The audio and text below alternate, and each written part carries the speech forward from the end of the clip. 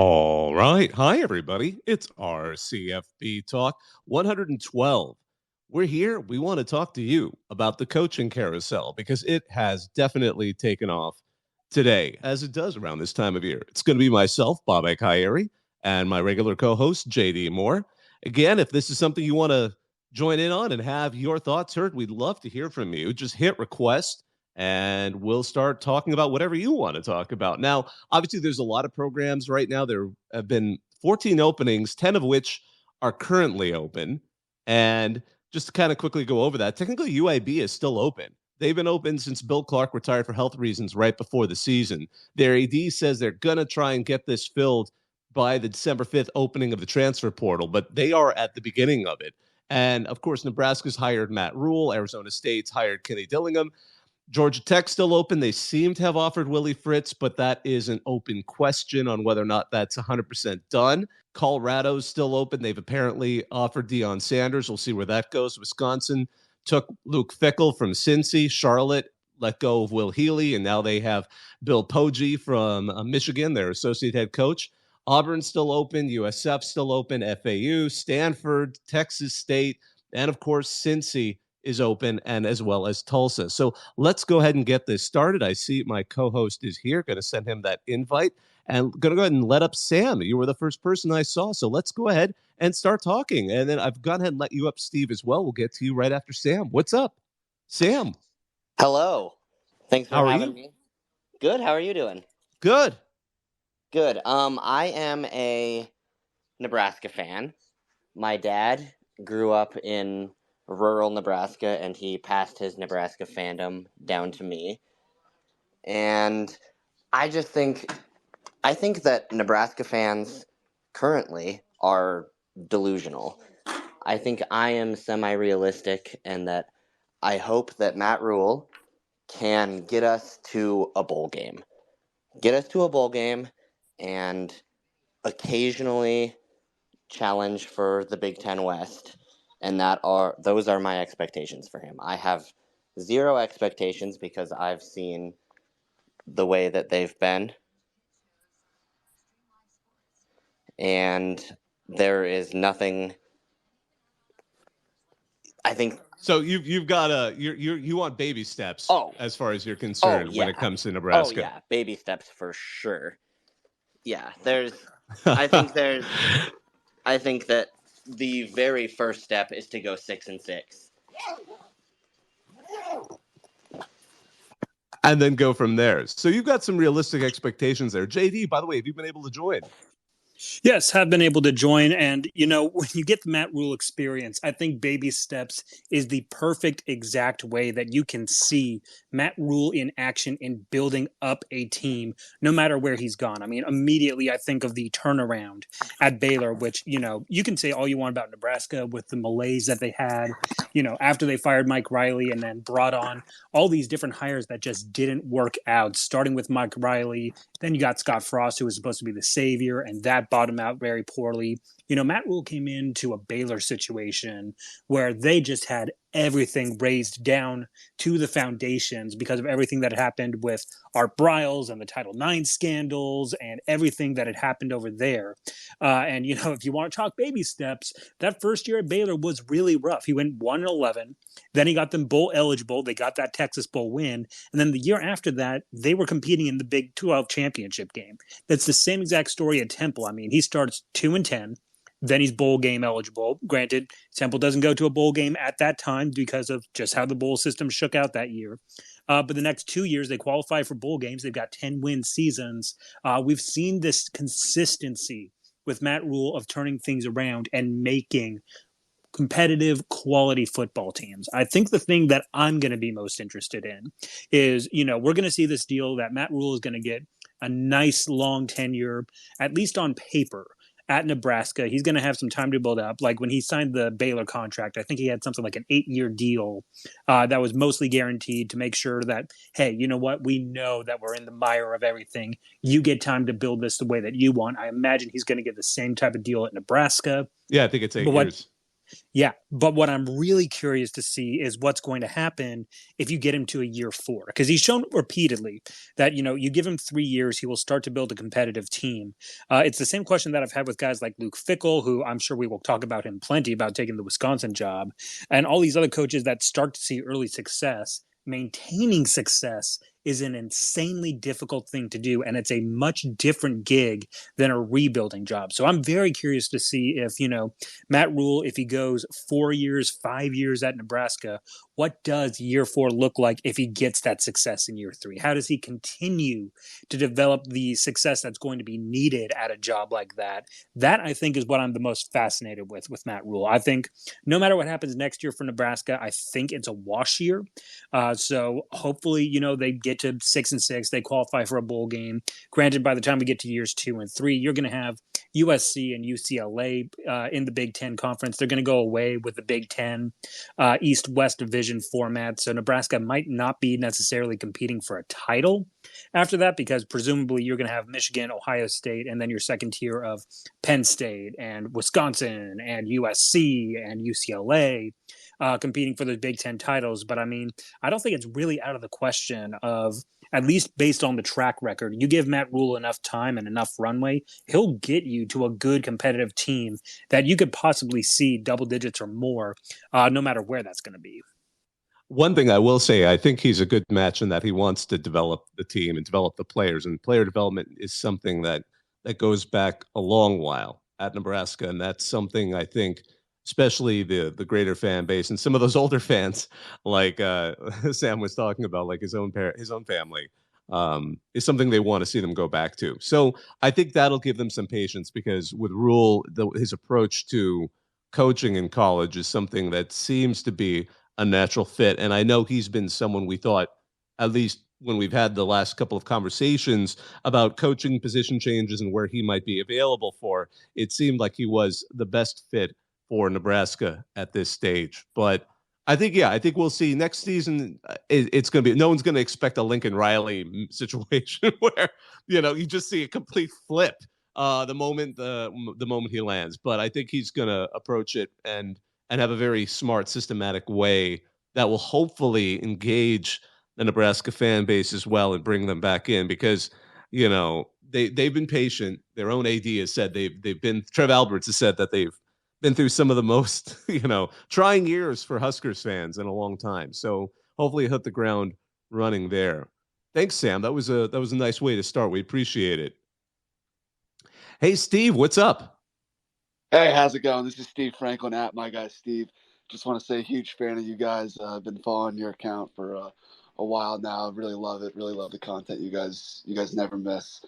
Yeah, I came in here to really just discuss, and I just kind of pivot to sort of the possibilities that are out there with the coaching carousel. We saw last year. I thought last year was pretty crazy, pretty fun, pretty hectic with a lot of big moves. And I was kind of looking at the board, so to speak, this morning, trying to figure out, because we're getting the carousel kind of early this year, it feels like. But I was looking at the board, just trying to figure out like who's this year's Brian Kelly. Not necessarily like a big shocker, but also like a big name, a guy that you think is going to be there forever, or a guy that has a program in top shape, or maybe even like a big program and a big name, but ends up moving and going elsewhere, either for a bigger check or bigger dreams or whatever. So with that, like, I'm trying to figure out this year's Brian Kelly.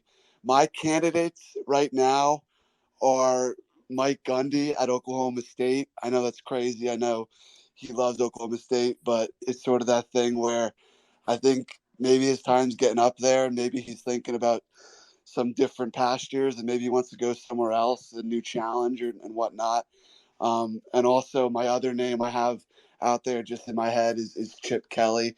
Maybe he cashes in, a good season with UCLA and thinks, maybe he goes to another bigger job that, can actually fill out their stadium when they don't have to be 9-0. So I was wondering, like, your guys' thoughts, maybe any big. I know we kind of already had one with Luke Fickell. I guess maybe that counts as this year's Brian Kelly. But I was wondering if you guys had any thoughts on like any big time names you guys could see leaving or entertaining options. All right. Well, first and foremost, I do want to note that you are a Yale guy.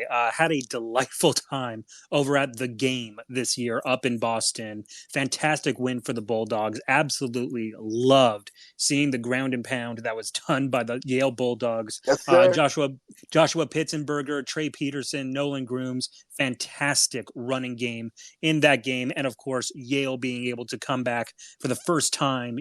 That game being held in Boston on that campus for the first time in 6 years, and Yale being able to ruin that possibility. That was a delightful game to experience for the first time. So just wanted to get that out of the way real quick before we go ahead, start talking about Coaching Carousel again. So first and foremost, I think that we've already had kind of our Brian Kelly moment with the fact that Luke Fickell took the Wisconsin job. I think that was a job that nobody was really expecting Luke Fickell to jump to, because especially after Notre Dame was open last year, we had the opportunity for Luke Fickell to take that job. He ended up not taking it. And it was just kind of seen at the time of, he's already turned down Michigan State. He's already turned down West Virginia. He's turned down USC. At this point, he spent almost his entire life in Ohio, with the exception of when he was on the New Orleans Saints for a hot second. And I think everybody, including myself, thought, he's just going to hold out at Cincinnati. He's making Power 5 money. He's getting the facilities that he needs. He's going into the Big 12. So unless Ohio State opens up, he's probably going to be happy and camping there. And then this morning, just the out of nowhere I think a lot of people thought Jim Leonard would probably be the guy at Wisconsin, or they might have gone somewhere else to get a hire. But for Luke Fickell to announce, I'm actually going to go take that Wisconsin job, I think that was the huge splash of this cycle, where we had that Brian Kelly moment of nobody expected Brian Kelly to go to LSU. I cannot imagine anybody who thought Luke Fickell would have been a serious candidate at Wisconsin, and that's what happened today. Now, as far as the other guys that you floated out there, Mike Gundy, I know SRS isn't here today to talk about, his own rant about Mike Gundy and staying in Stillwater.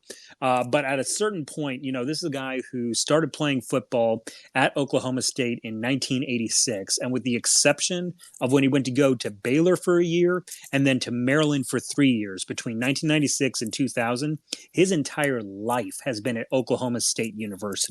At this point, if you have been there for that long, you've got that bad of a winning record against your main rival, you've been paid that much money, and you are that embedded in that type of society, I do not see any reason that Mike Gundy is ever going to go to another program. Because you also have to consider, after this year, they essentially won the Texas game, and then Mike Gundy said, yep, we're done with the season. Don't got to do anything else for the rest of the year. And if you see opportunities like that, he doesn't get away with that at other places, where at least Brian Kelly, he left for LSU when Notre Dame was still going to go to the Fiesta Bowl. He was still consistently getting them in the playoff conversation, in the New Year's Six conversation. Mike Gundy this year just kind of folded it in. And I don't think that if you're an administrator, you look at that and go, yeah, that's the guy that I want on my team going forward. And then, Bobak, I'm sure that you've got plenty of thoughts about Chip Kelly over at UCLA and possibly cashing in his chips. USCLA, I love it. No, because I'm a USC alum. But I think the problem with Chip Kelly there is he takes a while to build a program sometimes. And seriously, UCLA was, if he didn't have the season he had this year at UCLA, I think there would have been an outside chance that he wouldn't have finished the season. We'd be talking about who's going to be the next coach of UCLA. So it took a few years to get that program even into the position where it was winning in the way it is now. So I think that's something that's going to cause hesitation to bring Chip Kelly over to any new programs, in my opinion. Now, I'm going to go ahead and just reiterate what JD said about Gundy. I don't foresee him leaving there anytime soon. But that said, last year was such an exception. A year ago tomorrow, Monday, was when USC announced, they were going to be having Lincoln Riley, and everyone was shocked. And then a few days later, was shocked again when Brian Kelly left Notre Dame for LSU. Those were both just earth-shattering ones. And I think, gosh, Luke Fickell is probably the closest we've seen so far. There is a chance we could have another. Again, this is the exact same time last year when we were seeing some of these crazy moves. So I'm not going to say don't expect something to happen and then something will, but I'm not sure there's going to be a move like that this year. I think with Lincoln Riley it was a little more surprising, but for someone like Brian Kelly, I get where you were coming from, especially with Gundy, someone who's been at a school for a long period of time and kind of feels like, okay, I'm not sure. This is where I want to kind of, Bronco Mendenhall did that. He was at BYU all those years and then suddenly took the UVA job. It certainly happens, but I'm just a little hesitant to see who's going to be this year. But we could all be surprised. Who knows? Is it going to be? I mean, his star certainly dimmed was Matt Campbell because he was always, is he going to join anywhere or not? But Iowa State, they were the Nebraska of they were like last year's Nebraska. They just kept losing games close, and then of course TCU blew them out this past weekend. So we'll see. It'll be interesting. But that was a great question. It was good talking to you, Steve. Thank you. So let's see.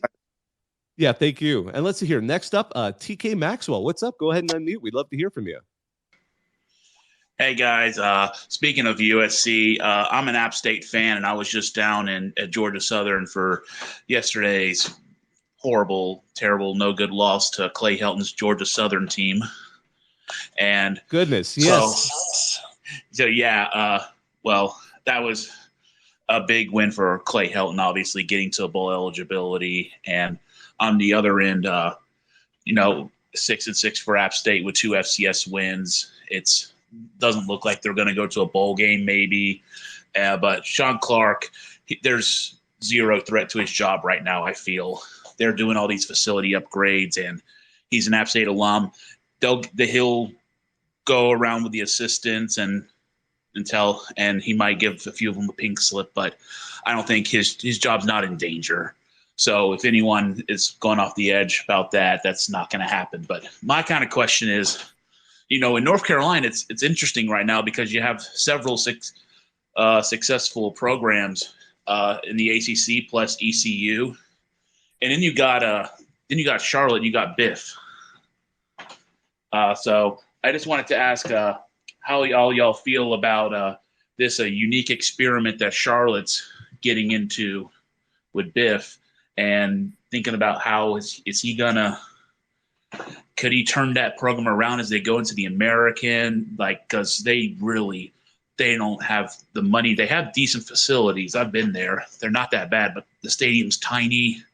They've never really had a winning program. So just how do you feel about that? And also, do you feel like ECU's Mike Houston is going to be a name that is going to be talked about in coaching circles? Because, I have friends that say, if Mac Brown retires, they can go after Mike Houston and Chapel Hill. But so how do you feel first about Biff at Charlotte and Mike Houston at ECU, potentially cashing in?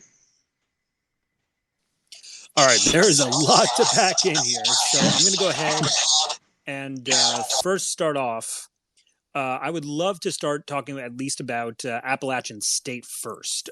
So Appalachian State, I think, this is probably a safe year for Appalachian State to not fire their coach. But you have to remember, this is the first time in approximately 37 years that Appalachian State has had a losing conference record. And especially knowing where Appalachian State was at the start of the year, literally stealing College game day from Texas A&M, getting a huge payday to upset the Aggies in College Station, and then just to fizzle out the way that they did. And now, they're just kind of hoping that they can get any kind of attention for a postseason now. I think that's one of those things I think there's a lot of grumbling at Appalachian State, and especially given how many coaches they've had over the last few years with Satterfield, with Eli Drinkwitz, and the ability to just kind of re-up and reload. I don't necessarily know how safe that job is at Appalachian State. I don't know necessarily if the buyout is going to be there or anything else like that, but you have to consider, if there are guys out there like Garrett Riley at TCU, who's had a fantastic year as the offensive coordinator, he is a former Mountaineer as a coach. He spent a little bit of time out there, and I think if you're going to look for somebody who's an opportunity for them to go ahead and make a splash hire, and they want to go, hey, you know what, this is not the standard of the program, we want to make a move, they can make a lot worse moves than Garrett Riley. Now, as far as the rest of the state of North Carolina, Biff Poggi, Biff Poggi. I think one of the incredible things for him is he's kind of the guy who came in and he fixed Jim Harbaugh's Michigan. We all knew that Jim Harbaugh was on the hot seat. He was struggling. The COVID year had looked really, really bad, and everybody was looking at that restructured buyout, and they were like, you know what? Is this Jim Harbaugh's last year? What's going to happen?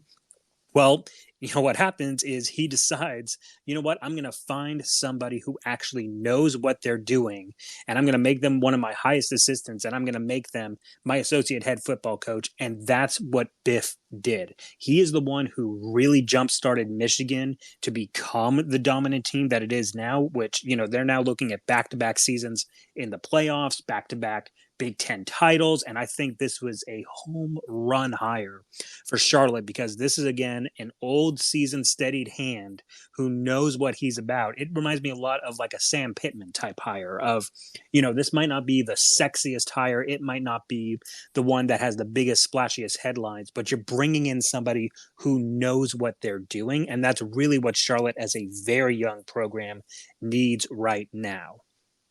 I just want to say one thing that Poggi kind of reminds me of is Moglia, because they both have business backgrounds. They're both guys who played football, 100%. found success, and now they're going back into coaching. So if he's anything like Joe Moglia, that would be incredible for Charlotte, because Moglia turned Coastal Carolina into he laid that foundation before health reasons caused him to step away, and Jamie Chadwell is walked away with that foundation that was put together for him. So I think that's exciting for Charlotte. I think that model can work, especially when you have, as you said, TK, the program has put money into building that as something that could potentially continue to grow and win. So, and it's in a great market. It's in Charlotte, and it's in the city. It's not like it's a huge, when we're comparing, obviously App State has a lot of tradition, a lot of fans, a lot of history with their FCS success before they moved up the FBS. So people are willing to take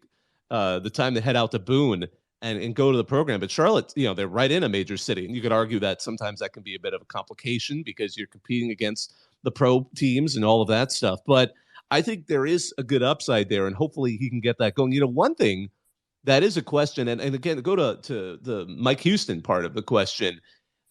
That is a good question. This season was so weird for the Pirates. They had so many games that could have gone either way. I mean, they lost that first game to North Carolina State by a single point.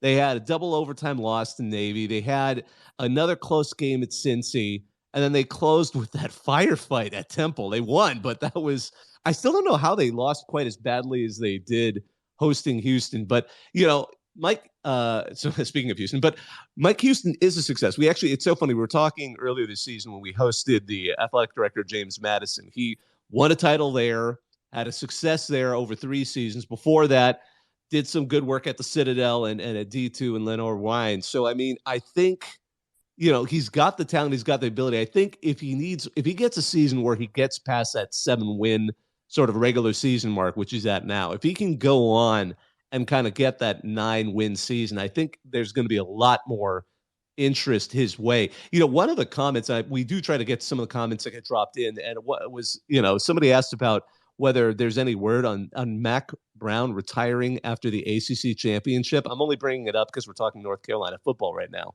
I don't know. That's a pretty bold thing to potentially happen. So we'll have to table that one. Not sure if that would happen, but I think, again, if Mike Houston can just get, I think, a really successful season, he's proven himself at several different levels. I think that would help him kind of make that next step. But again, this year they just had some weird moments. JD, I know you wanted to add something real quick. Yeah, I think it was specifically for the Mac Brown, retirement rumors of, if he goes to the ACC title game and, regardless of what happens, he decides that he's going to hang it up after that. We're in an era that we're now seeing coaches coach older and older. I mean, Nick Saban is also 71 years old, same age as Mac Brown. We're seeing a bunch of guys who are being able to coach and stay relevant at a high level. And I think right now, unless his faculties or there's a health issue that isn't disclosed right now, I don't see any reason for Mac Brown to step down at UNC right now. Maybe it's a year away, maybe it's 2, 3, 4 years away. Granted, he's not going to be coaching forever, but it's very difficult for me to look at this situation and decide, Mac Brown wants to go back to retirement. He spent, several years after quote unquote resigning from the University of Texas doing TV. And I think he enjoyed that, but it was clear that he wanted to go back into coaching because that's what he loved. And it's something that he still continues to clearly have a lot of enjoyment out of. And I can't see any reason to believe that this is the year that he's going to hang it up. But of course, we always get the January surprise somewhere. And hey, might as well be Mac Brown. Yeah. I always enjoy how earnest he was in that he has been always kind of an earnest guy when he communicates. And there was a time there when he was doing the TV stuff where he was just like replying to people on Twitter. And if you replied to Mac Brown, he would take a moment and reply to you. And it was just the cutest thing. I don't know why, because you just a picture of his being kind of this older, aloof guy. But I thought that was sweet. Anyway, thanks, DK. It was great hearing from you. So let's see. I've got U of M season up next. After that, we'll get to Christopher and then BNEHC 945. So what's up, U of M season? Talk to us. Hi, my name is Drew, and I'm a huge fan of this. Thanks for bringing me on. And Michigan, just with a dominating win yesterday, that's the best win I've ever seen out of Michigan football. I'm just so excited. Without Blake Corum and JJ McCarthy really stepped up when we needed him the most. But that's besides the point. What I really want to talk about is Jimbo Fisher on the hot seat over at A&M. I mean, I know he's had some. 2020 was a good season in the COVID year. 2018, 2019 with Kellen Mond, he had him for 3 years. I mean, he's a good coach. He obviously is getting the recruits. They had the number 1 recruiting class. But this year, just a terrible year for A&M. I mean, I think they won 4 games. They lost to App State. They struggled with UMass for the first half, and they had no attendance for that game. So that's the first coach I think should be on the hot seat. And the second one, I don't know if she's on the hot seat yet. I think Mel Tucker. He's that they gave him a really big contract. I don't know why. I mean, he had Kenneth Walker, who won 11 games. And I mean, that's really, I think, why he won the 11 games. He could slow the game down with Kenneth Walker. And then this season, he didn't have that dominating running back, and they struggled all season. I mean, Michigan dominated against them. Penn State yesterday dominated against them. They did. Ohio State, C.J. Stroud threw 6 touchdowns against Michigan State. I just think that wasn't a smart move by the Spartans. And then one more coach I think should be on the hot seat is Tom Allen at Indiana.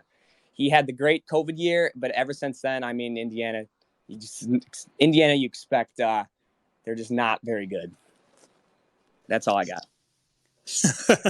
Well, thank you so much, U of M. I do want to go ahead and just start off with Jimbo Fisher because, number one, the way that we've already described, if you're guaranteed $85, $90, $95 million and you're not cutting the results, you're firing coordinators long before you're considering you're going to get rid of the head coach. And of course, you mentioned some of the intangibles that are in Jimbo's favor, the number 1 overall recruiting class, the giant contract that he's got.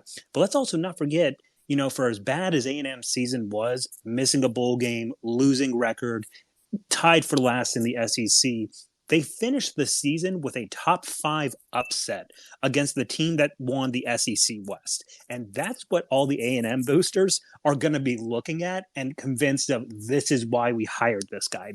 They're going to be mad of, yes, we're not getting the bowl game. Yeah, we lost to App State back when, but we know what this program can be under Jimbo Fisher, and that's what we expect. Because, they're still going to remember being so dang close against Alabama and almost beating them one more time. They're going to remember upsetting LSU as a huge underdog in College Station. Those are the games that they're going to remember.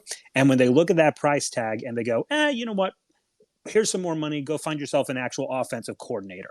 That's the type of move that we're going to see this year out of Texas A&M. Now, if he repeats the same exact thing and misses another bowl next year, we can have another conversation after that. But right now, for Jimbo Fisher, it's going to be coordinators and assistants. It ain't going to be the man himself. And then over in the Big Ten, you're going to have kind of a similar deal with Mel Tucker. This is still very, very closely removed from Kenneth Walker's huge year and the New Year's Six Bowl win. And that's a lot of momentum that's still going into Michigan State, regardless of how bad this year was. But again, you don't hire a guy to that huge of a contract just to immediately get rid of him.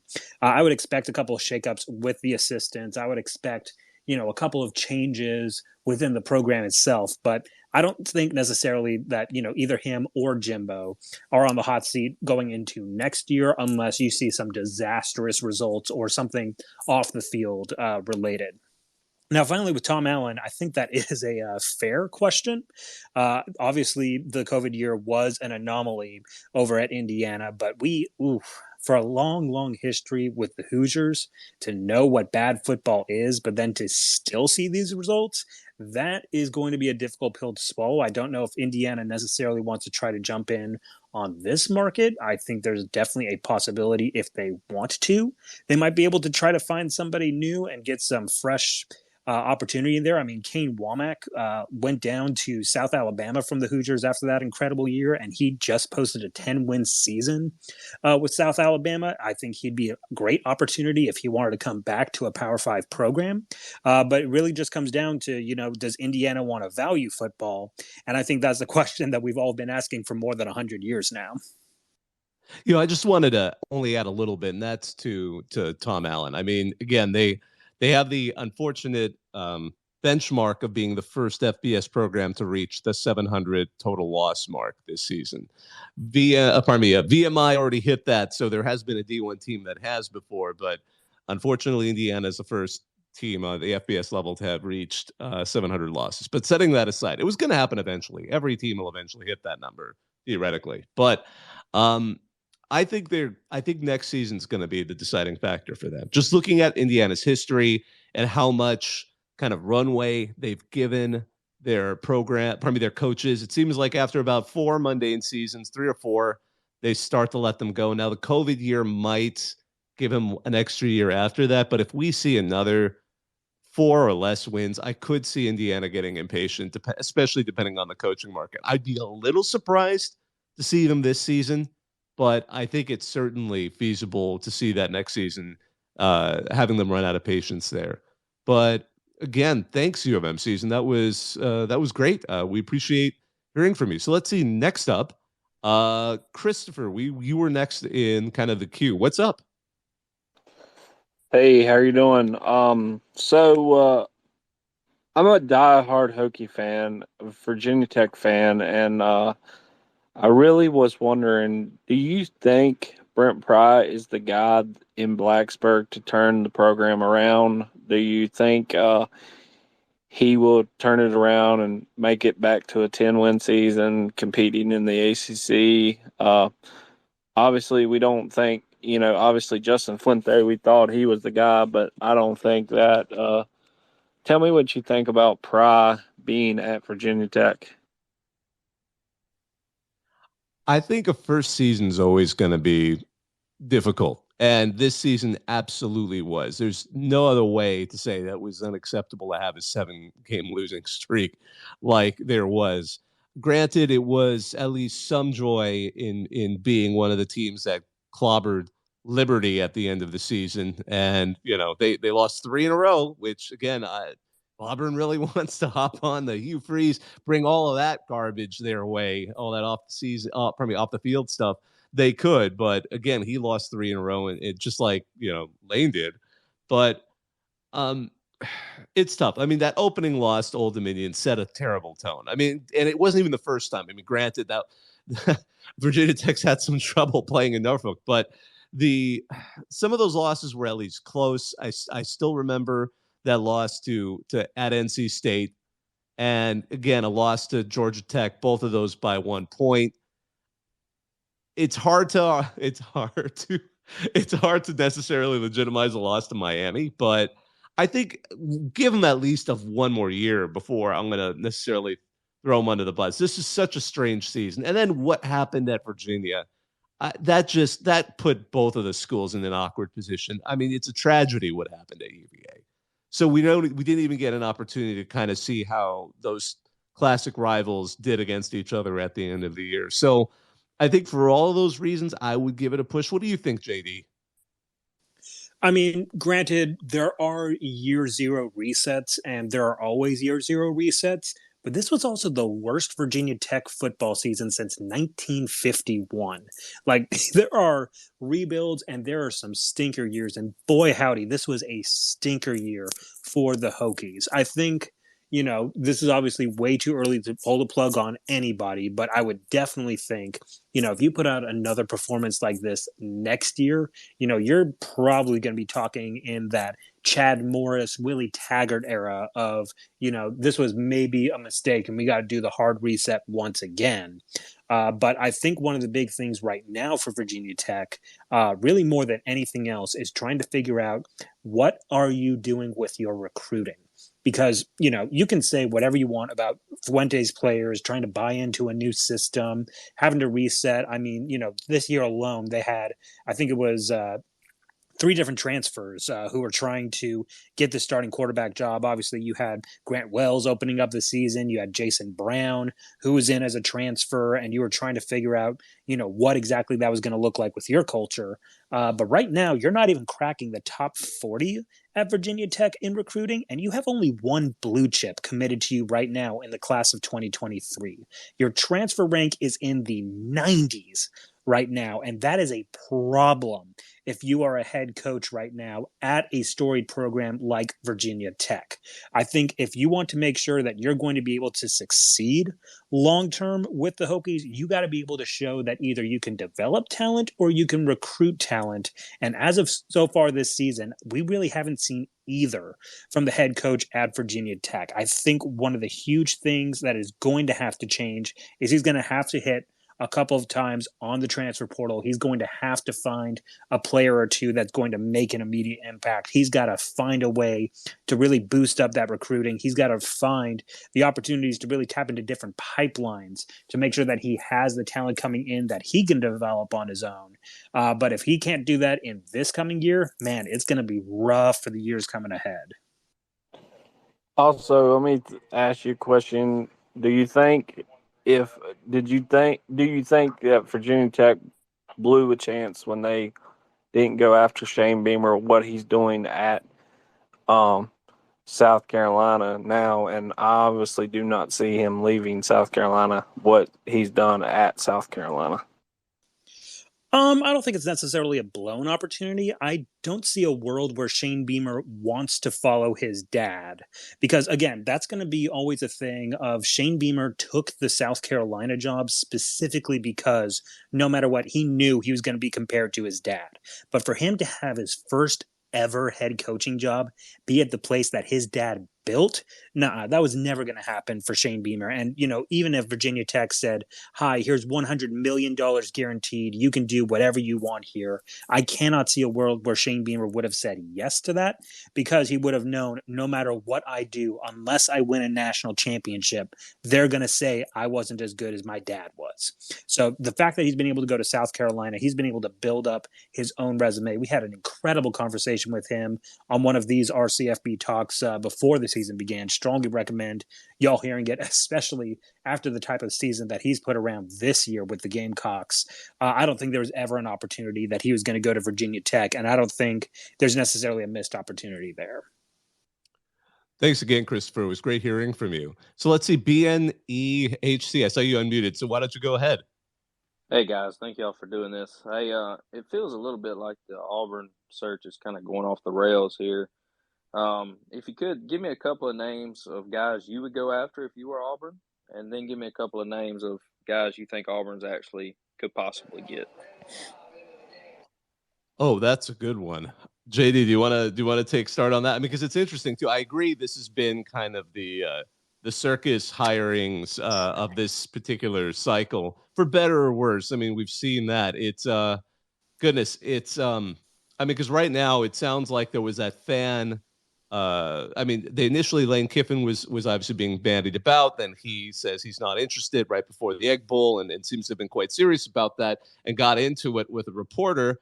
And kind of, the sort of things that occur between local reporters and their and the people that they cover. But obviously, with Hugh Freeze, they started to bring that up, and then there was some blowback from what it sounds like between some of the donors. So now it seems to be sort of a slight reset for Auburn. And again, at the beginning of this talk, I was just kind of going over the various teams that still have openings with UAB, which obviously is also in Alabama. Their own AD, they've been looking the whole season because Bill Clark medically retired right before the season began. But he even said like their goal is December 5th because that's the opening of the transfer portal, and I can imagine to an extent that's something Auburn's got to be looking at now. JD, who do you think? That's a great question. Who would you go after if you could kind of make a choice, and then Auburn and would go with it, and then obviously the head coach would agree to it?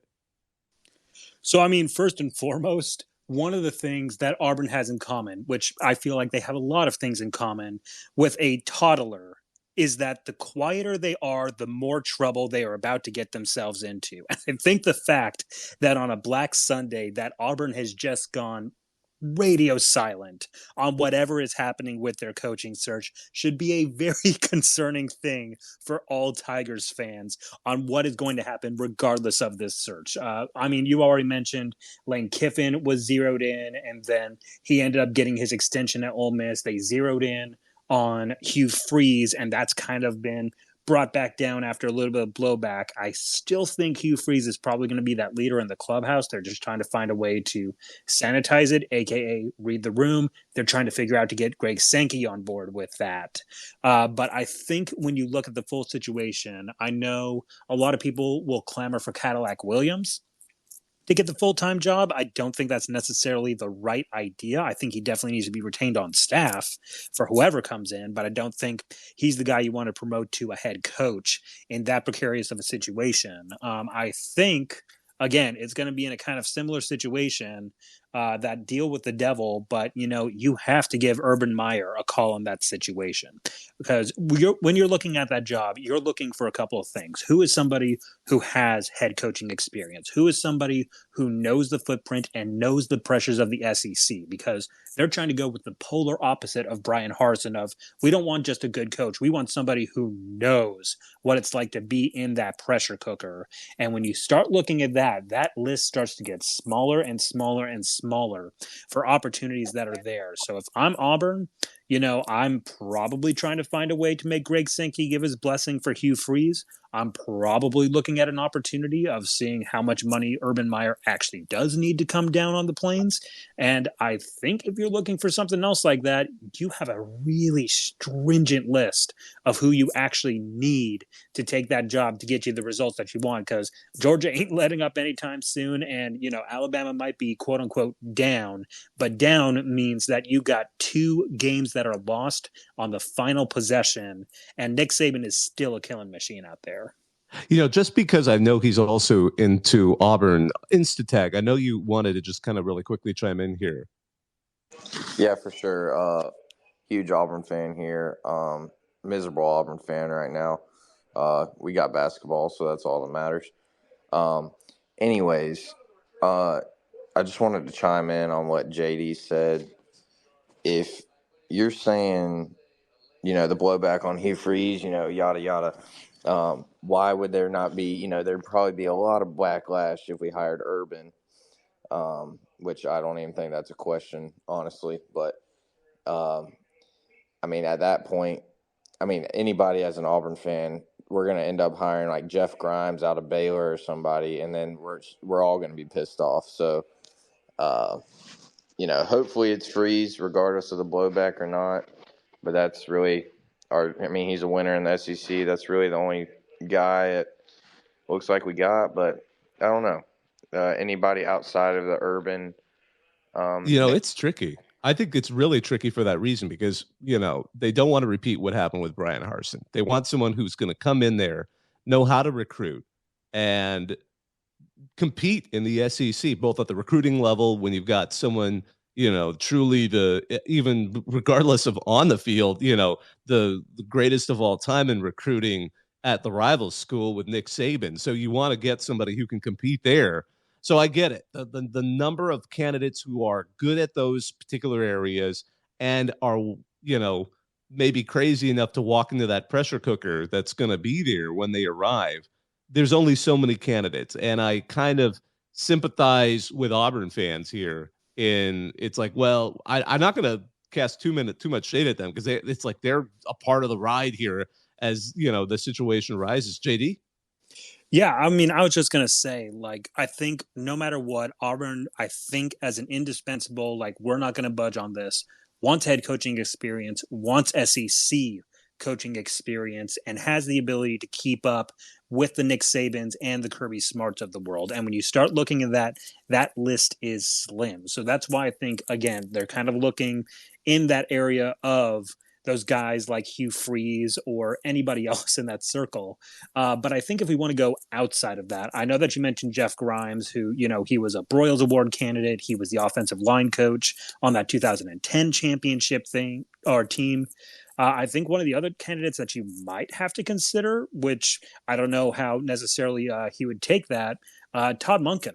Offensive coordinator over at Georgia, I think would probably be your best opportunity outside of that Hugh Freeze type circle where you're not going to have that much of a scandal. You're not going to have, a big uppityness about it by any means. But again, it has to be one of those things of, can you put up with a quote unquote disappointment if you do an offensive coordinator as opposed to a sitting Power 5 head coach? That's something only Auburn fans can answer.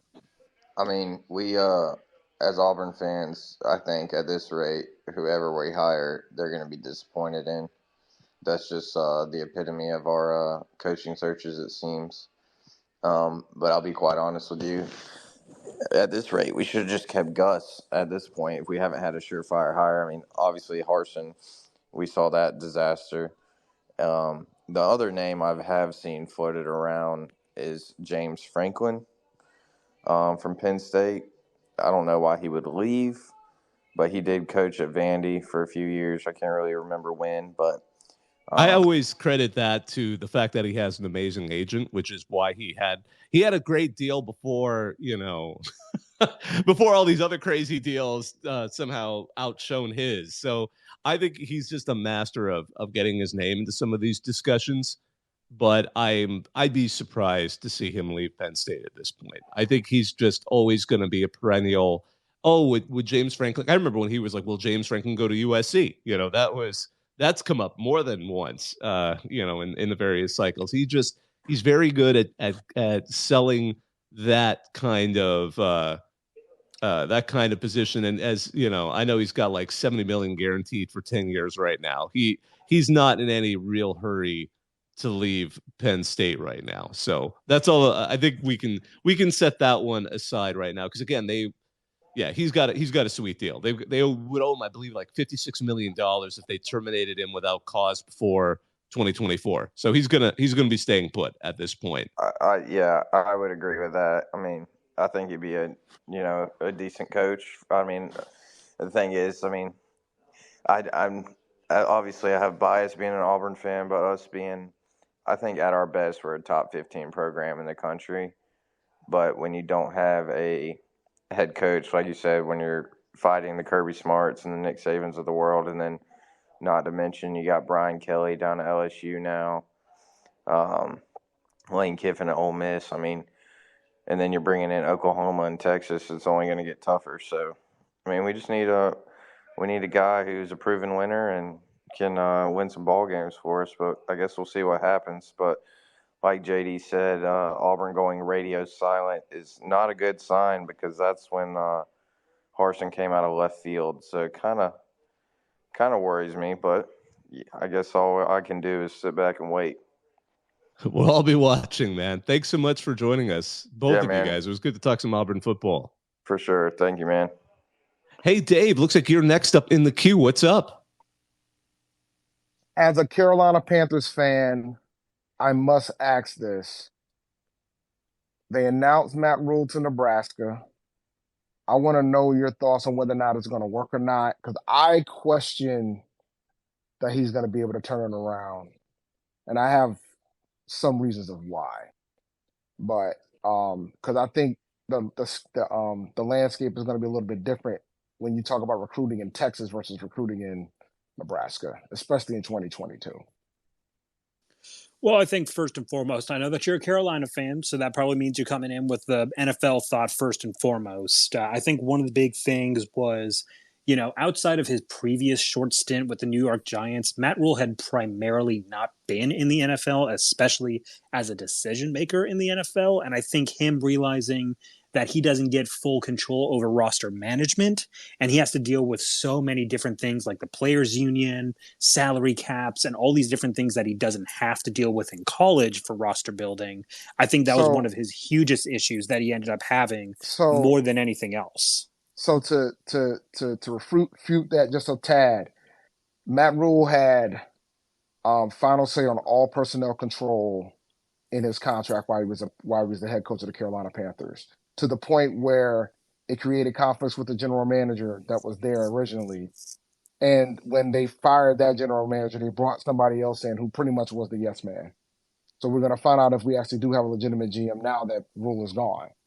But he had final say, and after and during while he was still the head coach, some of the decisions that he overrode came to light, and it was yeah.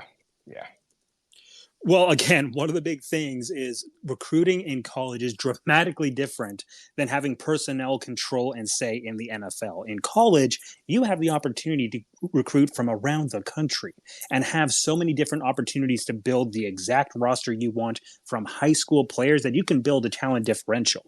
In the NFL, you've only got 32 teams and only a very select amount of players who you're going to be able to have to compete on that level. You're not going to have 4 years to develop those guys to the way that they're going to do. For the most part, those guys are already developed to what they already are.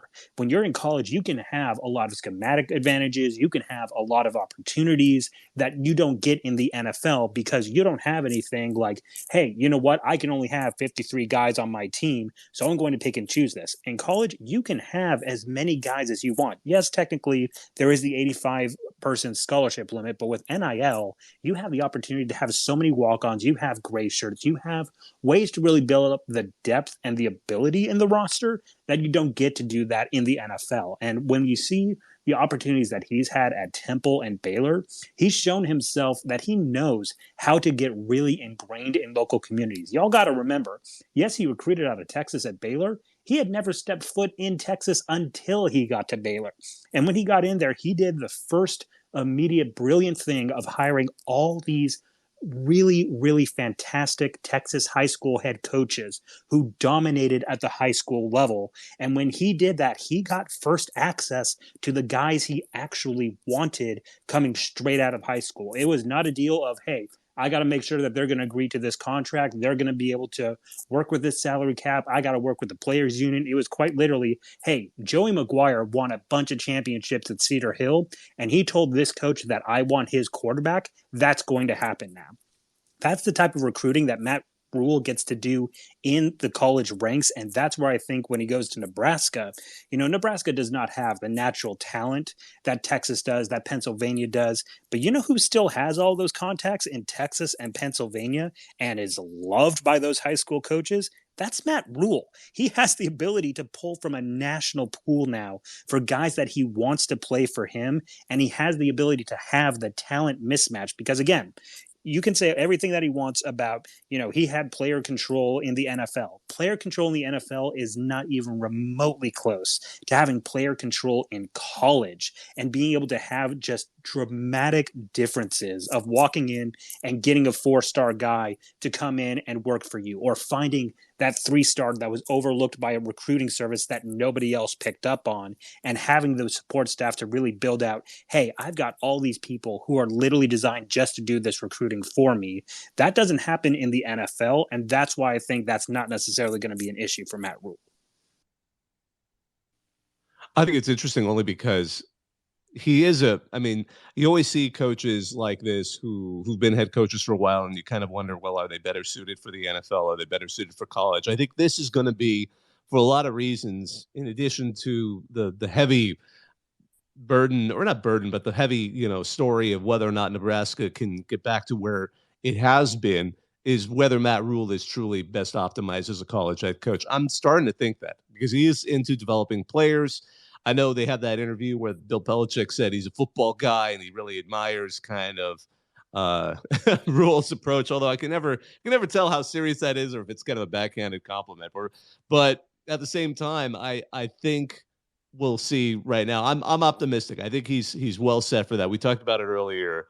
But who knows? We've said that before about head coaches, and then next thing you know, we're like, oh my gosh, boy, was that a terrible hire. We'll see. It's all going to play out on the field. I want to let in another caller too. Dave, you can stick around if you want. You always contribute a lot. We always enjoy hearing from you. Gamecock Superman, what's up? You've been super patient. Hello, how's it going? You must be thrilled after last weekend. Yeah, really excited about how the season went. Amazing 2 weeks. These last 2 weeks down the stretch, and we get a Florida bowl game. So, what's not to like? But I kind of wanted to ask you the question, since we're talking about the coaching carousel. One of the openings that isn't really being talked about a whole lot is Georgia Tech. And I believe it was reported today that they're going after Willie Fritz. Yeah. Do you think Willie Fritz can actually bring Georgia Tech back to, some semblance of level of success, or do you think really anybody can? Because I think that realistically is the hardest job, available. I don't know if I would quite say it's the hardest job available, because it's still, it's the ACC. You're not dumping yourself into the SEC and forced to kind of sink or swim. But there's a huge but there. Obviously, the annual rival being Georgia is not an easy one. But at the benefit, they're in Atlanta, huge recruiting base in the state of Georgia, huge, market. There's some benefit there. There's tradition. I'm not going to say there's necessarily the money that can compete, but there's certainly, it's not a school that has a lack of wherewithal. Now, Willie Fritz, I'm curious to see how he would do. I like Willie Fritz, and I was kind of skeptical when or kind of hesitant when I would see some of the folks say, "Oh, he had one great year at Tulane, and now he's cashing in on it." I'm like, I've followed Willie Fritz for quite some time. The first time we ever covered a major media event at RCFB was I went and covered Sunbelt Media Day in 2015. That was when Willie Fritz was still at Georgia Southern. And when you read his resume, it was just incredible. He'd won a couple of national titles at the JUCO level, had success at the D2 level, had success at the FCS level, getting into, deep into the playoffs, gets to Georgia Southern, takes care of the transition that they have from FCS to FBS, has a couple of years there, and then hops over to Tulane, which is still one of the more difficult jobs, I personally think. Because, let's take a comparison here. Both Tulane and Georgia Tech are in major cities. Now, Georgia Tech's in an even bigger city. Atlanta is one of the mega cities. But at the same time, you're in the ACC versus the American. So you're in a better conference when you get to Georgia Tech. I think he can work there. I think Georgia Tech has a certain level of patience that will give him an opportunity to build a program into what he likes. He's adaptable for the most part. He has some approaches to how he likes to build an offense, but I don't think it would be as radical as like necessarily going back to Paul Johnson and just completely ripping everything apart. Which, by the way, which was funny because, of course, Paul Johnson at one point was at Georgia Southern before he went to Navy and before he then bounced to Georgia Tech. So, all of that said, I think he would be an interesting hire. Now, whether he gets completed, that's a big question, because we watched that kind of drama with news reporters saying he's going to be there and then kind of having to walk back the report and say they're just having discussions. But JD, what do you think? I think first and foremost, if you're at Georgia Tech, you're always going to have, and we've talked about this all the time with same issue at Stanford, same issue at Duke. Whenever you're going to have really high academic standards, and especially when you have to wait until late in the recruiting cycle to figure out if a kid's even going to academically qualify for a school, you're always going to have to go for scheme over talent, because you're not going to get your 5-star Bryce Youngs. You're not going to get like these super high-end recruits into Georgia Tech solely based on those academics. You're going to have to find some way to make sure that you have an opportunity to really build around the talent you can get. And man, Willie Fritz is incredible at it. If you want to go back to triple option without going back to triple option, there's two names that you can call. They're Jamie Chadwell or they're Willie Fritz. Willie Fritz has won at every level of football that he's ever been at. He has shown that he knows how to build programs. I would love to see that hire at Georgia Tech. I'd obviously be very sad for Tulane. We had a fantastic conversation with Willie Fritz earlier this year, talking about how great the Tulane football season has been this year. But I think right now, if you're looking at the opportunity of trying to make something work, you're going to have to find somebody who knows how to make that happen. Now, granted, Tulane does have high academic standards. I'm not going to knock that out there.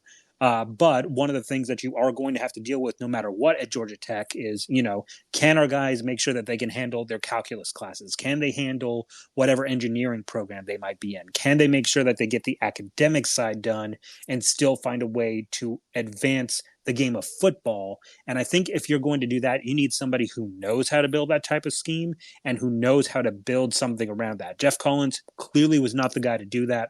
Paul Johnson was able to do that with the triple option. And if you want somebody who can do something like that, you got to look at Chadwell or you got to look at Fritz. Well, do you also think that there's an issue with like infrastructure at Georgia Tech as far as like facilities and recruiting budget and NIL and things like that you kind of need in a Power Five program at this point? I mean, yes and no. It really just, again, depends. Like, is Georgia Tech trying to compete with Georgia and try to win a national championship every year? No, absolutely not. Are they trying to do something where they can compete in the ACC maybe every 5 years, 6 years, make a bowl game more often than not? Then, yeah, I mean, I think they have enough to get that done. But I don't think anybody's really looking at Georgia Tech to be like, hey, can you keep up with the Alabamas? Can you keep up with the Clemsons? Can you keep up with the Georgias of the world? I don't think anybody's really necessarily looking at that as a fan base or as an administrative side. I think they just mostly want, competence, which is something that was very much lacking during the Jeff Collins years. But I mean, Bobak, just considering, where Georgia Tech has been, it's been a while since 1990 and Georgia Tech was splitting that national championship. I mean, if you're looking at that Georgia Tech program, you don't necessarily need all the killer opportunities that you would have at like a Georgia, would you?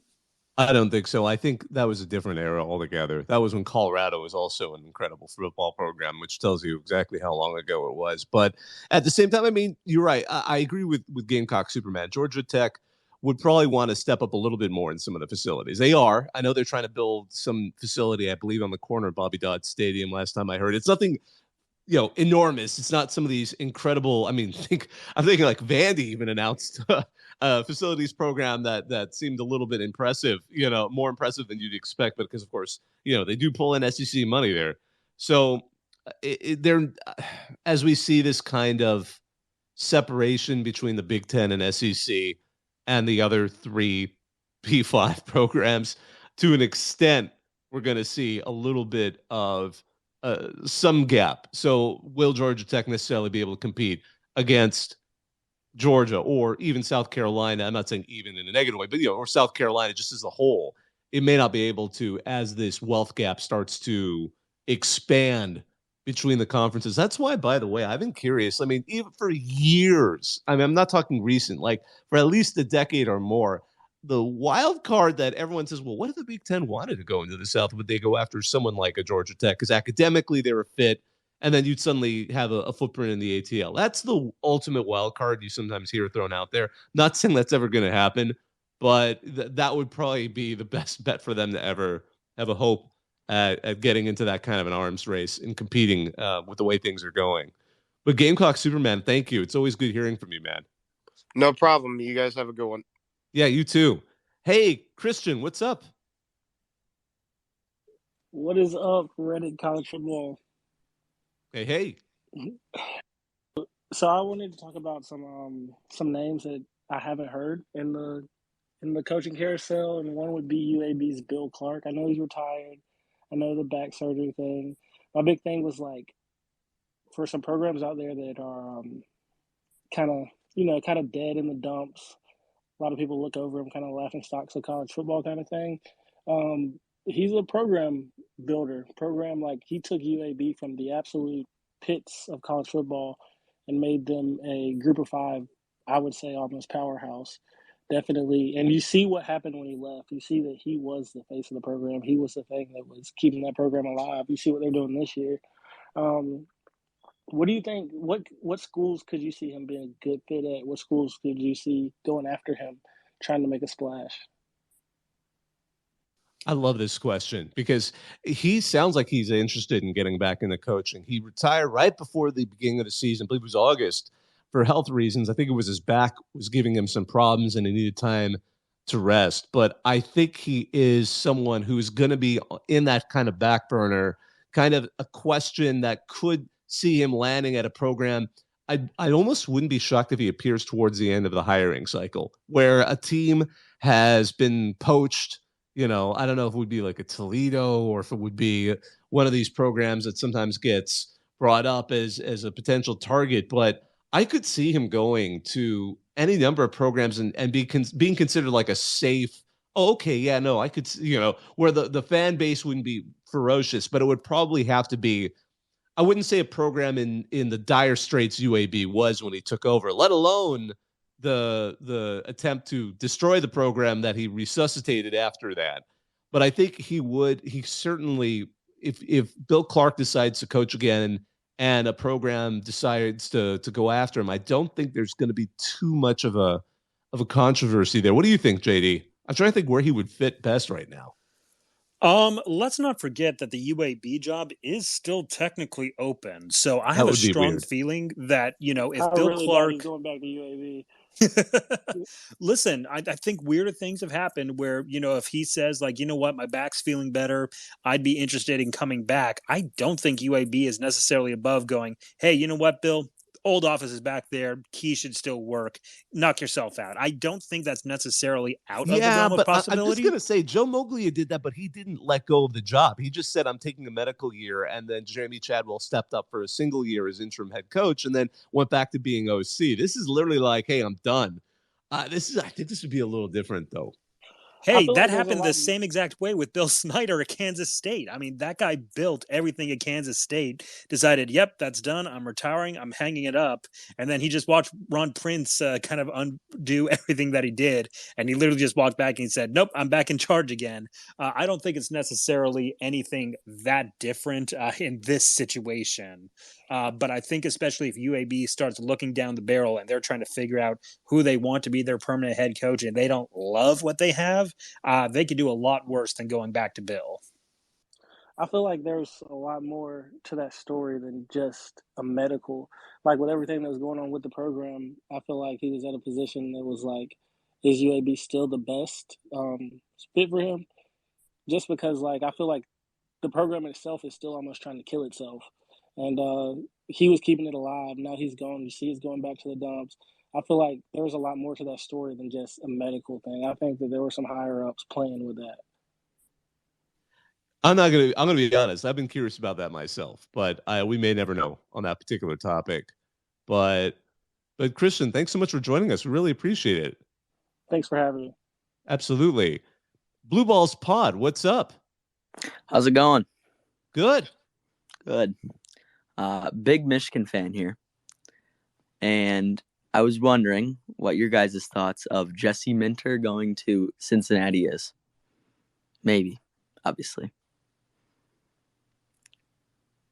Well, it's interesting because I've seen his name thrown out for several different positions at this point. So I think this is part of the part and parcel with the success Michigan's had, finally reaching that, reaching this level and maintaining it. I think that was a really, I've read some analysis that I agree with, that the second victory over Ohio State was even more program defining because it's like, okay, no, we're still, not only last year wasn't a fluke. We just, they did it again and maybe again after that. So that was kind of a good warning. But Minter, yeah, he's been thrown into it a couple of times. I'm trying to remember which.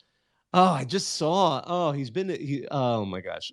You got which one in particular are you thinking of?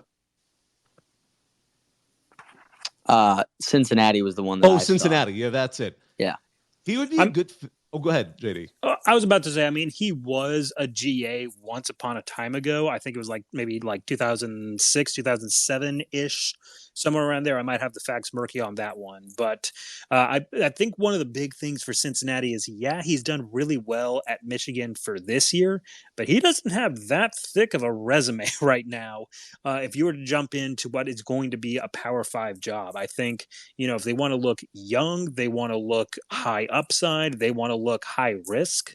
I think he's a guy that might be a great opportunity there. But I mean, this is a guy that, really started cutting his teeth with, the other Harbaugh over with the Baltimore Ravens. And then this year has done a marvelous job with Michigan. Absolutely got to give him props for that. But, this was a program that did really well on the defense last year. And he kind of just continued that success. If Cincinnati thinks that is good enough, I think that's Cincinnati's decision to make. I'm not sure I would necessarily go with that, especially with a step up coming to the Big 12. But, when I try to start thinking of other candidates that you could come at Cincinnati, Bobak, I know that there's a lot of names out there, but this kind of seems like it's kind of a wide open search, it's especially kind of with interesting, Fickle though. out. I could kind of say of all the programs, that might be the one where I could see Minter potentially getting poached, only because the other names there aren't necessarily as compelling. I mean, Matt Campbell was thrown out again, and I'm like, is that – there's a little bit of, some of the luster is off of that one. And, and again, they'll also throw out, his successor at Toledo, Jason Candle. I'm not sure if that would be someone. The other, I've seen Tom Herman thrown as a possibility for Cincinnati, or even would, or unless they decide to promote internally with their offensive coordinator, defensive coordinator. So I could see him being brought there, because certainly he's demonstrated himself at Michigan a lot. He's got enough of he's got enough of a connection there that they seem that he'd be good there. I mean, he's got the connection because obviously he's the son of a former head coach himself with Rick Minter, who was the head coach as well. So I see why he's considered a primary candidate there. I don't know whether or not he's going to be the final one, but I also haven't heard. I mean, granted, this has all happened in one day, so I mean, we got to give it a little bit of time to maybe there'll be someone who kind of comes to the forefront. But I mean, I get why he was one of the people that's been pushed forward as a potential candidate there. I mean, it's a tricky situation right now for Michigan fans. I mean, you've got success.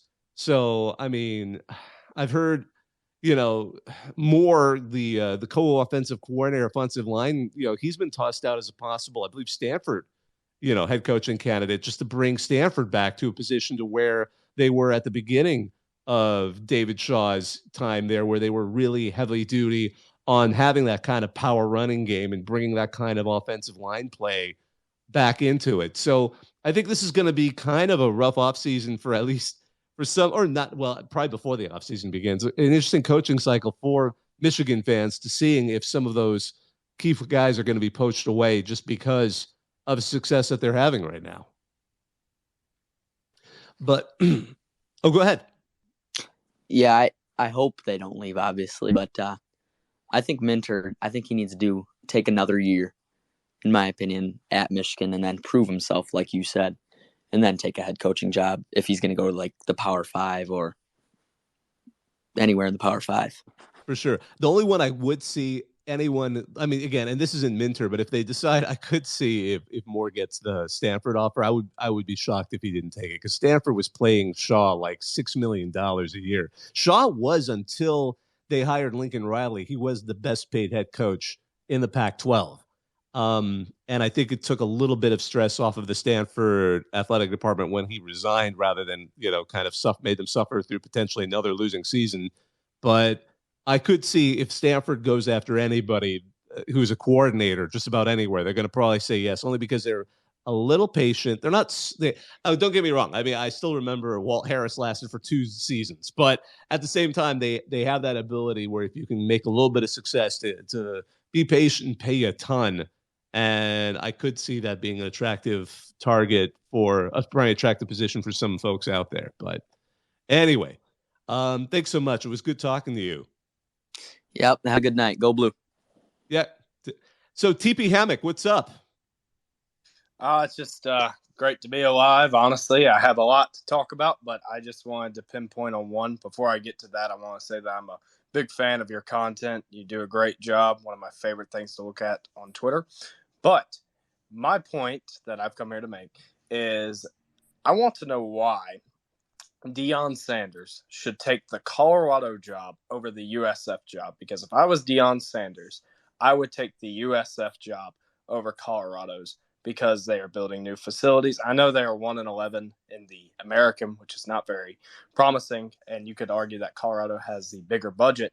However, I think geographically, I think Deion has recruited that area pretty well, and I would be a little surprised, honestly, if he took the Colorado job. So I was just wondering, if you were to make a call, do you think he'd go to USF or Colorado beforehand? Can I hop in this real fast? Please.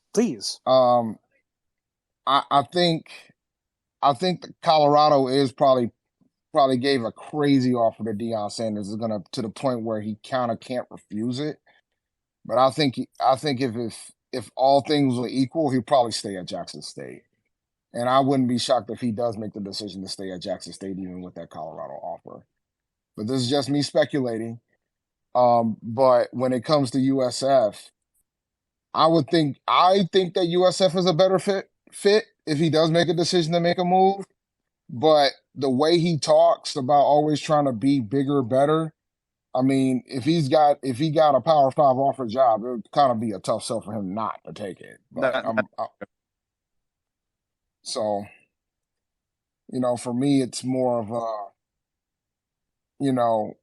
better fit would be USF because I think he would dominate the recruitment down there in Florida as a whole. He could pretty much turn USF into the school in Florida if he went down there, in my opinion. Have a legitimate shot to get a national championship in a group of 5 with a group of 5 squad because he'll be able to get all the talent he wants. You can just look and see what he's been doing at Jackson State from a talent perspective. Dave, I just want to ask you real quick. I mean, because we've talked about this before, when we had some of these longer conversations about HBCU football, but Willie Simmons, he's also a candidate for USF and FAU now. So, I mean, do you think he might be someone else? I mean, it's an interesting time because we've got at least two, obviously Deion's on a whole other level of being prominent, but I mean, 2 prominent HBCU head coaches at the FCS ranks who seem to be candidates for a couple of, FBS programs right now. I think Willie Simmons will get the FAU job. I like what he's done at Florida A&M. Sorry to cut you off. Look, man. As an A&T alum, I think for FAMU it'll be devastating because they just finally got a new AD. So they're just trying to create some level of stability within that athletic department with all the things they had going on at the beginning of the year. So I think losing Willie Simmons would be tough for that program. Now, as for Jackson State, I think the AD Ashley Robinson probably has a short list in line if Deion does make the decision to go. But for I think it's awesome to see 2 HBCU coaches getting these levels of opportunities. I know there's some folks within the community that feel like, well, they didn't want them before. Why do they want them now? And my response to them is always, if you don't have coaches that other schools want, then you have to start making that question of, do you really want the coach you have? Like, I mean, it's a good thing that Deion and Willie Simmons are getting these opportunities and getting all these rumblings. I mean, as an HBCU alum, I'm hoping that they stay because I think they're not done building.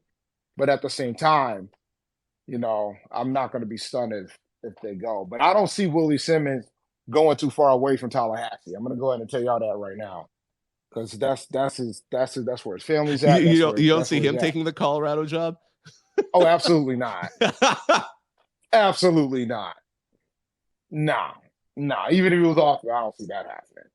Because I know USF really would love to have Willie Simmons. Because I was in a space a few weeks ago, and they really would love to get Willie Simmons or Deion. They would love to get either one, but we'll see what happens, man. Simmons is a really good coach, and I think if he does leave, I think FAU or USF, I think a lot of people would be talking about, like, may not be next year, but that second year they'll be like, look at that guy. He's really getting them going, back to prominence. Like, I'm a big fan of Mr. Simmons? The next week is going to be pivotal, right? Because we know Colorado wants to announce their guy. The SWAT championship is this Saturday. So I think a lot of parts are gonna be moved within this week. So we're gonna know who's staying and who's going. I'm thinking, particularly with the Colorado job, probably the USF job as well. So it's gonna be an interesting week to say the least. It'll be the bonanza of a week. So I think every time there's a coach that's announced and they don't name Deion Sanders or Willie Simmons, the FAMU and Jackson State alums are breathing a sigh of relief right now. Like every single time they name, particularly if it's one of them schools that their coach is being mentioned in, they're breathing a sigh of relief each time they name somebody else. Absolutely. Yeah, I'm curious about to see whether Dion's going to take that position with Colorado. It feels a little odd. It doesn't feel like I don't know how I don't know how yeah, I think he's got enough patience and enough of his own private kind of wherewithal to be able to kind of be a little patient and take that position that seems to be the best fit for him. But so he doesn't necessarily go after necessarily the biggest paycheck. But Colorado's a challenge. And even before the season began, there was I remember a good piece in The Athletic about how they've fallen off from being one of the top 3 programs with active NFL players. It was like Notre Dame, Florida State, and Colorado at one point were the top 3 programs with players in the NFL to where they are now. And I don't know if that's the type of challenge Deion wants to walk into, because Colorado's tough. And especially with USC and UCLA leaving the Pac-12, it's like you're being left on kind of a program that's also not necessarily in the strongest conference right now. Yeah, but you're still a Power 5. But the other thing you need to consider this, man, it doesn't matter what Power 5 team it is. Ain't nothing as hard as trying to coach at an historically black college or university. Nothing. The type of challenges that they have to deal with. Deion Sanders has been trying to coach a team that didn't have clean water for the portion of the season. Like simple things. There's things that coaches shouldn't have to be worried about dealing with, are things that coaches are expected to deal with at historically black colleges. And we don't even have to talk about what was going on with Willie Simmons when he found out a few days before going up against UNC that he was losing 20 players. So it's a resource challenge. There's a lot of different things when it comes to coaching at an HBCU. And I know Reddit said that it was an odd fit, and sometimes those odd fits, work out. And I know I said I opened up with USF would be the better fit, and I stand by that. But there are some coaches that we said before the season that it was an odd fit. For example, the best one is UConn hiring Jim Mora. A lot of people said that's a really weird fit. And you know what? If Sonny Dykes isn't 12-0, I would probably put in a Coach of the Year vote for Mr. Mora. But some of those odd places work out, and some of them don't. Like Brian Harsin at Auburn. A lot of people said that's a weird fit, and it just never worked out. So hopefully wherever he goes, he can make it work out and do well, and I think he will. I'm rooting that he stays. I remember the reason why he said he came to Jackson State, and the job's not done yet. And don't get me wrong, I don't. For me, I'm always going to root for North Carolina A&T over anybody else, but I think it's a big deal for what he's doing down there at Jackson State. But his purpose of going down there isn't finished yet. So I want him to stay and let him finish the purpose that he's trying to do. Yeah. All right, let's see. I want to go ahead and move on to God Bless the Grove Collective. Reb KC, you've been patient. What's up? All right. I just want to talk about how, first off, okay, so I have a statement and then I have a question. So my statement is, let's all never forget how the University of Mississippi, Elijah Moore, caused that crazy butterfly effect with his fake dog pee celebration on the coaching carousel. Let's never forget that. Second off, Ole Miss finds itself in another coaching battle, and we find our coach is probably going to sign again, and Auburn looks like they missed out on the guy that they wanted.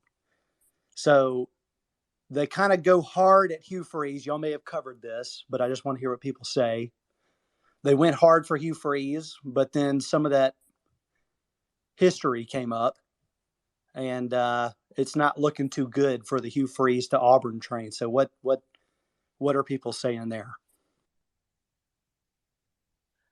Well, I know, JD, I know you're going to be leaving soon, so I'll let you chime in if you wanted to go first. But I can actually go ahead and start here. So, No, go for it. Go for it. oh, no. Well, no. I mean, I think the Hugh Freeze thing, and it's so funny. We had a little bit of a conversation earlier with a couple of Auburn fans, and they're of the belief that it seems like it'll still probably be him in the end. Although we heard rumors today that now the quiet Auburn, which, as JD so eloquently put, is like a toddler being quiet. What are they up to? These are when they usually make their worst decisions.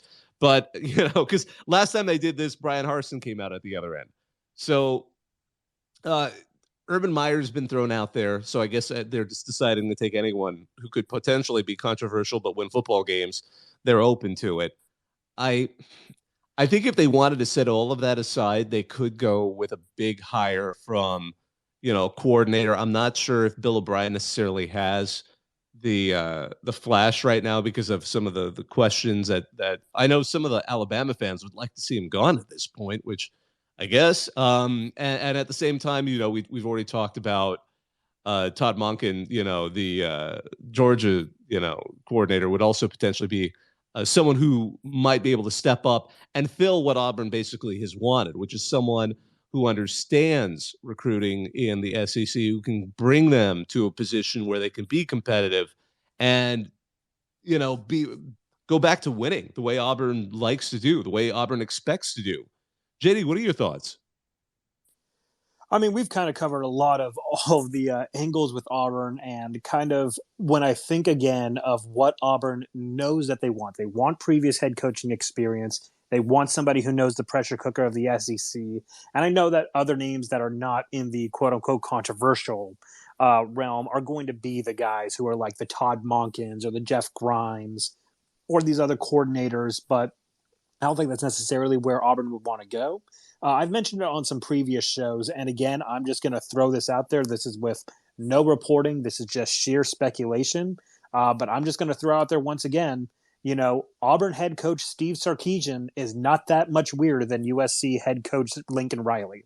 I mean, if we want to go like just absolutely nuts on, Auburn wants to throw some stupid money out there and it wants to make a big splash hire in the way that we had Brian Kelly go to LSU or we had USC poach Lincoln Riley from Oklahoma. I mean, if they want to throw some money around, I mean, Steve Sarkisian at Auburn is not the weirdest thing to think of. That would, I don't even want to moderate that thread. I'm thinking this is someone who has to then also go through a bunch of comments and stop fights. I don't even want to deal with that one. That one sounds, but it also sounds spectacular from a Twitter perspective. Like on the Twitter side of it, awesome. That would be fun. We can riff on that all day long with joke after joke after joke. Separating a bunch of angry Texas and Auburn fans and a bunch of Alabama fans who are going to be gleefully throwing gasoline over both of them. Not thrilled about that idea, no. But you wanted to add something. Okay, I got a follow-up question for you guys. All right.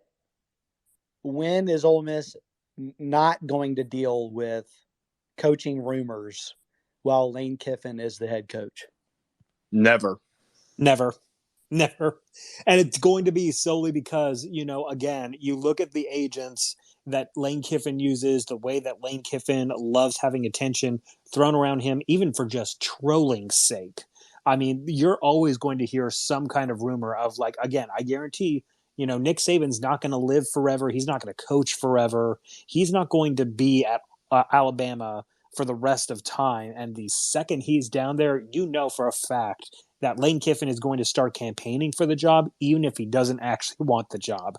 We're going to see the same exact thing if we see any type of changes at a big university like that.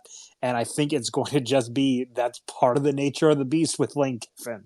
Now, I know that you just got him onto that new huge contract. He's going to be in the top 10 highest paid coaches in the country. But, I mean, you've been covering Lane Kiffin for, as long as he's been college coaching. And I know that, Bobak, you fondly remember his days at USC and getting fired on the tarmac. I mean, I can't imagine that there's a day that Lane Kiffin just goes, that's enough attention. I'm good. Oh my goodness, no. I mean, first of all, I remember when he was co-offensive coordinator with Steve Sarkisian at USC. So, and then he leaves to coach the Raiders. So he jumped right into the fire pit. People don't forget that crazy time working with Al Davis, and then Tennessee for a year. He was having. I mean, people forget how much trolling he was doing in that 1 year at Tennessee. He was teasing Nick Saban a bit there. And it looked promising. And then, of course, he leaves to go to USC. We see that whole brouhaha on the campus in Knoxville when that happened. And then USC flamed out, seemed to go to Nick Saban's school of coaching, ends up, FAU. FAU, I think he really found himself in terms of the personality that he goes with. I remember interviewing him at CUSA Media Day. He was like, oh my gosh, this is the first time I've flown coach in years. And, he was very low key. It's funny when I actually got to talk to him like in an interview setting, he's way more mellow in a conversation than I expected. His humor is way more, which makes sense why his tweets are so funny. He's writing it out versus kind of like saying it out. And saying it out, he's a little quiet. You almost have to kind of listen to him. And then he kind of lets out some really funny kind of zingers here and there. It's much more. I always try to think back to when he was at USC. Him and Ed Orgeron were the heads of recruiting. And I'm just trying to understand that dynamic. Ed Orgeron, and you couldn't ask. I mean, it's not good cop, bad cop, but holy crap, that must have been something to watch in your living room. So, anywho, I think that I just want to go with what everyone said. I think it's gonna be a circus for as long as he's there. But I think that's part of what you get with the Lane Kiffin show. And I think for better or worse, it's fun and it's suited to kind of the social era that we're in. He's very attuned to it. But hey, man, God bless the Grove. Thanks for joining us. It was good talking to you. Absolutely. Right. Thank you. Thank you. Connor Spivey, what's up? You've been super patient. What's up? Yeah, man, I was just wondering. I'm an Auburn fan. I'm not going to ask you about the coaching hire, but I will ask you, how long do you think this goes on? How long until when do you predict that Auburn will make their decision? Or do you'd hope by before December 5th, only because that's a key day in the transfer portal. That's when the transfer portal opens up. That's when a new coach can kind of go in there and bring in players that they hope are going to at least be a Band-Aid until they can kind of get the rest of the recruiting cycle going and all of that stuff. I'm not saying you're necessarily going to get someone Lincoln Rileying themselves with this sort of mercenary team that's going to suddenly have a great turnaround in year 2, or year 1, pardon me. But at the same time, that I know is generally a goal for a lot of these athletic directors. So, yeah, I mean, next weekend should theoretically be it. That's when we hope we're going to hear, especially from Auburn, to come up with who their next head coach is going to be. But crazier things have happened. We all remember the Tennessee cycle a few years ago, or more than a few years ago at this point. But, things can get crazy. And unfortunately, for better or worse, Auburn's one of those schools that we wouldn't necessarily entirely be shocked if things did go crazy. Yes, sir. Thank you. No, thank you. Yeah, I see we got one more caller in the queue, and then I think that would be a good time for us to slowly wrap up, but we're not in a huge rush to close it out. Isaac, what's up? You've been really patient. Hey, appreciate it. How you guys doing tonight? Good. How are you? Good. We're fantastic. Terrific. So I'm a Cincinnati fan, so I want to talk about that position for a second. This what I'm about to say might sound pretty evident, but I believed when we hired Luke Fickell, his success would be based in his ability to recruit non-OSU Ohio players, and I think that's exactly how it played out. During his time at Cincinnati, you saw guys that typically, they don't get an OSU scholarship, but hey, they got offered to Indiana, they got offered to Kentucky, they got offered to Louisville, and he was able to recruit Ohio and Cincinnati so effectively that he had guys coming to Cincinnati instead of those schools. I think Tuberville had something like 15 Ohio natives on scholarship, and by the time Fickell left, I think he had like 60 to 70% of the roster was from Ohio. So I guess my question is, with that in mind, I think that will be the key to the next coach at Cincinnati's success. With that in mind, what names come to mind for you guys that you think will be able to recruit Ohio effectively for the Bearcats? That's a great question, and it kind of goes back to some of the names that have been bandied about. Matt Campbell gets thrown out only because he was at Toledo for all those years, and Jason Candle, who's currently at Toledo. But I don't know.